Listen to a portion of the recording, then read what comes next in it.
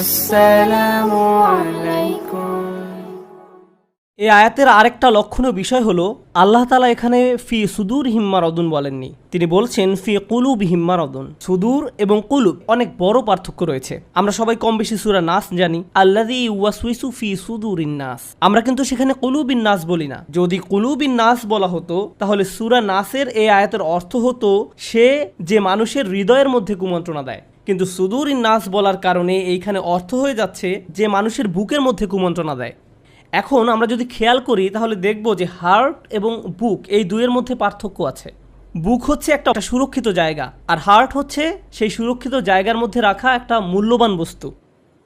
আপনার হৃদয়ের মধ্যে প্রবেশের ক্ষমতা তার নেই। নিজের ক্ষমতা বলে সে আপনার বুকের ভিতরে প্রবেশ করতে পারে। পরিষ্কারভাবে বোঝার জন্য আপনার হৃদয়কে তুলনা করুন আপনার ঘরের সাথে। শয়তান আপনার সেই সীমানা প্রাচীরের ভিতরে প্রবেশ করতে পারে, কিন্তু যেই পর্যন্ত না আপনি তাকে ঘরের দরজা খুলে ভিতরে আসতে দিচ্ছেন ততক্ষণ সে আপনার ঘরের ভিতরে ঢুকতে পারবে না। অর্থাৎ আপনার হৃদয়ের বাইরে শয়তান বসে আছে এবং আপনার হৃদয়ের বন্ধ দরজায় সে অবিরাম করাঘাত করে যাচ্ছে। সে অনবরত বলে যাচ্ছে, হেই দরজা খোলো, এখানে দারুণ কিছু একটা আছে। তো আমাদেরকে শয়তানের এই কুমন্ত্রণা অনুভব করে সাবধানে থাকতে হবে যেন সে কোনোভাবেই ভিতরে আসতে না পারে। শয়তান কিন্তু খুবই নিকটে, আপনার হৃদয়ের বাইরেই দাঁড়িয়ে আছে, আপনাকে অবিরামভাবে দরজা খোলার জন্য প্ররোচিত করে যাচ্ছে। কেউ যখন দরজার বাইরে থেকে দরজা খোলার জন্য অনুরোধ করে, পরিচিত কেউ হলে অথবা অপরিচিত কেউ যদি সন্তোষজনকভাবে নিজেকে উপস্থাপন করতে পারে তাহলে আমরা দরজা খুলে দেই, অন্যথায় ওই ব্যক্তিকে চলে যেতে বলি। একইভাবে শয়তানের ধোঁকাবাজিতে পড়ে আমরা যদি দরজা খুলে দেই তাহলে কি হবে? শয়তান ভিতরে ঢুকে পড়বে, আর যখনই বাইরের কেউ আপনার মনের ঘরের ভিতরে ঢুকে পড়বে তখনই সে তার নিজের মতো করে আপনার ঘর সাজাতে শুরু করবে। আপনার কাছে কোনটা ভালো বা কোনটা খারাপ তার একটা নির্দিষ্ট ছক ছিল, কিন্তু যেই আপনার মনের ঘরে আপনি খারাপ কাউকে থাকতে দিবেন, কিছুদিন পরে এসে আপনি দেখবেন যে সব উল্টাপাল্টা হয়ে গেছে। রান্নাঘর হয়ে গেছে বেডরুম, টয়লেট হয়ে গেছে গেস্ট রুম। আর আপনি যদি তখন জিজ্ঞেস করেন কি হচ্ছে এসব, তখন সে উত্তর দেবে আমার কাছে এরকমই ভালো লেগেছে। এখানে এইসব কথা বলার উদ্দেশ্য কি? উদ্দেশ্য হচ্ছে এটা বোঝানো যে আপনি যদি শয়তানকে আপনার হৃদয়ের ঘরে ঢুকতে দেন তাহলে যা কিছু সুন্দর ছিল তা নষ্ট হয়ে যাবে, আর যেসব খারাপ জিনিস, নিষিদ্ধ জিনিস ছিল তা সুন্দরে পরিণত হবে। এ কারণেই আল্লাহ বলছেন ওয়াজাইয়ানা লাহুমুশ শাইতানু আমালাহুম। শয়তান তাদেরকে তাদের কাজসমূহকে লোভনীয় করে উপস্থাপন করে। তার মানে যেই পর্যন্ত আপনি শয়তানকে আপনার হৃদয়ে ঢুকতে না দিচ্ছেন, এখন আপনি যদি শয়তানকে আপনার হৃদয়ে ঢুকতে না দেন তাহলে আপনার হৃদয়ের মধ্যে কি রয়ে গেল? ঈমান। ওয়ালাকিন্নাল্লাহা হাব্বাবা ইলাইকুমুল ঈমানা ওয়া যায়্যানা লাহু ফি কুলুবিকুম। তিনি তোমাদের অন্তরে ঈমানের মোহাব্বত সৃষ্টি করে দিয়েছেন। সেখানে আল্লাহ তাআলা বলছেন ফি কুলুবিহিম মারাদুন, অর্থাৎ তাদের হৃদয় রোগাক্রান্ত, যেটা বড় একটা সমস্যা। এখন এটা কিভাবে হলো? আমাদের ঘরে অনাহত কেউ যদি ঢুকে পড়ে এবং আমরা যদি সেটা বুঝতে পারি তাহলে আমরা কি করি? সাথে সাথে তাকে বের করে দেই, তাই না? শয়তানের সাথেও আমরা অনেক সময় এটাই করি। না বুঝে আমরা প্রায়শই শয়তানকে আমাদের হৃদয়ের দরজা খুলে ভিতরে নিয়ে আসি, কিন্তু যখনই আমরা সেটা টের পাই সাথে সাথে আমরা বলি আউযু বিল্লাহি মিনাশ শাইতানির রাজিম, আল্লাহর কাছে আশ্রয় প্রার্থনা করি, শয়তানকে মন থেকে বের করে দেই। আর এটাই আমাদের করা উচিত। কিন্তু আমরা যদি শয়তানকে বের করে না দিয়ে তাকে থাকতে দেই তাহলে সে ধীরে ধীরে আমাদের মনের ঘরকে নিজের মতো সাজিয়ে গুছিয়ে নেবে। ফলশ্রুতিতে আমরা হয়ে পড়ে অসুস্থ, আমাদের অন্তর রোগাক্রান্ত হয়ে যায়। যদিও আল্লাহ সকল মানুষকে ক্ষমতা দিয়েছেন শয়তানকে প্রতিহত করার জন্য। আল্লাহ শয়তানকে বলেন ওয়াইদা খালাউ ইলা শায়াতিনিহিম, আমাদের অন্তর রোগাক্রান্ত হয়ে যায়। আল্লাহ বলেন ইন্না ইবাদি লাইসা লাকা আলাইহিম সুলতান, অর্থাৎ যারা আমার বান্দা তাদের উপর তোমার কোনো ক্ষমতা নেই। আল্লাহ শয়তানকে বলছেন। তার মানে শয়তান আপনার অন্তরে জোর করে ঢুকতেও পারবে না এবং জোর করে থাকতেও পারবে না। যখনই বলবেন বের হয়ে যাও, শয়তান বের হয়ে যেতে বাধ্য।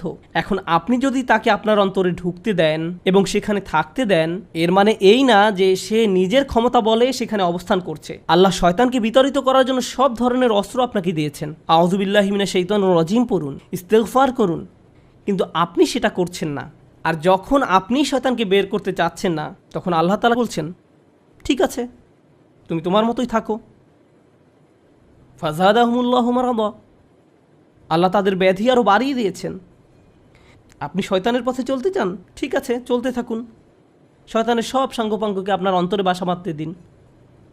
ফলশ্রুতিতে তারা আপনার অন্তরকে এমনভাবে সাজাবে যে আপনি এমনকি রমজান মাসে যখন শয়তান বাঁধা অবস্থায় থাকে তখনও আপনি এমনভাবে চলবেন যেন মনে হবে শয়তানই আপনাকে চালাচ্ছে। মূলত শয়তান কিন্তু সেখানে নেই, কিন্তু সে এমনভাবে সব কিছু নিজের মতো করে সাজিয়ে রেখে গেছে যে আপনি নিজের অজান্তেই তার সেই দেখানো পথে চলছেন। শয়তানের কাজ আপনি নিজেই করছেন। আপনারা কি কখনো চিন্তা করেছেন যে আল্লাহ তাআলা কেন বলছেন যে মানুষ এবং জিনদের মধ্যেও শয়তান রয়েছে? শয়তান এক সময় জিন ছিল, সেটা আমরা সবাই জানি, কিন্তু শয়তান মানুষ কিভাবে হতে পারে? ব্যাপারটা এরকম যে যেসব মানুষ শয়তানকে নিজের অন্তরে ঢুকতে দেয় এবং সেখানে দীর্ঘ সময় ধরে বাসা বাঁধতে দেয়, তারাই শয়তান হয়ে যায়। সুবহানাল্লাহ। এইসব মুনাফিকুনদের সম্পর্কে আল্লাহ তাআলা বলেন যে তাদের অন্তর জটিল রোগে আক্রান্ত। তাদের এই রোগ শুধুমাত্র সন্দেহবাতিকগ্রস্ততাই তৈরি করে না, এই রোগ মানুষকে কাপুরুষে রূপান্তরিত করে। কোরআন নাজিলের সময় মুনাফিকদের যেরকম আচরণ ছিল, এই যুগের মুনাফিকদের ব্যবহার পুরোপুরি সেই রকম নয়, কিন্তু উভয় দলের মধ্যে কিছু সামঞ্জস্য রয়েছে। এই যুগেও 3 ধরনের মানুষ পাওয়া যাবে। এক ধরনের লোকেরা অত্যন্ত গভীরভাবে এটা মেনে নেয় যে আল্লাহ ছাড়া আর কোনো উপাস্য নেই এবং মুহাম্মদ সাল্লাল্লাহু আলাইহি সাল্লাম আল্লাহর রসুল, এবং তারা মুসলিম হতে পেরে গর্ব অনুভব করে, নিজেদেরকে সম্মানিত মনে করে। আল্লাহ এবং তার রসুলের নির্দেশ তাদের কাছে সব সময় যে কোনো কিছুর চেয়ে অনেক উপরে। তারা সব সময় মনে প্রাণে এটা বিশ্বাস করে যে আল্লাহর দ্বীন নিখুঁত। মানুষ হিসেবে আমরা ভুল করতে পারি, আমাদের সীমাবদ্ধতা থাকতে পারে, কিন্তু আল্লাহর দ্বীন সকল সমালোচনার ঊর্ধ্বে। এই ধ্যান ধারণার বিপরীত আরেক দল লোক আছে যারা ইসলাম এবং মুসলিমদের তীব্রভাবে ঘৃণা করে।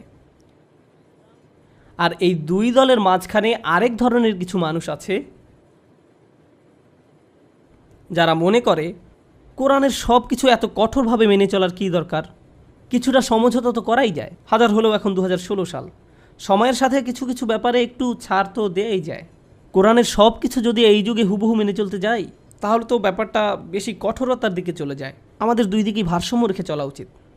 এই দলের মানুষেরা আর কিছুই নয়, এরা হচ্ছে মহানবী সাল্লাল্লাহু আলাইহি সাল্লামের আমলের সেই মুনাফিকদেরই আরেকটা রূপ। আমাদের দিন নাজিল হওয়ার সময় থেকেই ভারসাম্যপূর্ণ জীবন ব্যবস্থা, এটাকে নতুন করে ভারসাম্যপূর্ণ করার কিছু নেই। স্বয়ং আল্লাহ তাআলা এই দিনকে দুনিয়া এবং আখিরাতের সাথে সর্বোচ্চ উপায়ে সমতা বিধান করেই পাঠিয়েছেন। এখানে আপনার বা আমার এটা বলার কোনো সুযোগ নেই যে আমাদেরকে আসলে ইসলামের কিছু ব্যাপারে সমতা করা দরকার। নিজেদের ভিতরে ভয় এবং কাপুরুষতা থেকেই এই ধরনের ধারণা আমাদের মধ্যে জন্মলাভ করে। অন্যের সামনে নিজেকে হাস্যকর মনে হবে, অন্যেরা আমাকে নিয়ে কী ভাববে, সমাজে আমার অবস্থান কোথায় দাঁড়াবে, এইসব চিন্তাভাবনার কুপ্রভাব যে পড়ে আমাদের ইসলামের প্রতি বিশ্বাসের উপর। তাই আমরা যখন এইসব নিয়ে পড়ালেখা করব, তখন আমাদেরকে আমাদের নিজেদের নিয়েও চিন্তা করতে হবে, ভেবে দেখতে হবে যে আমি আসলে কোন দলের মধ্যে পড়ি, ইসলাম নিয়ে আমার চিন্তাভাবনা ঠিক পথে আছে তো।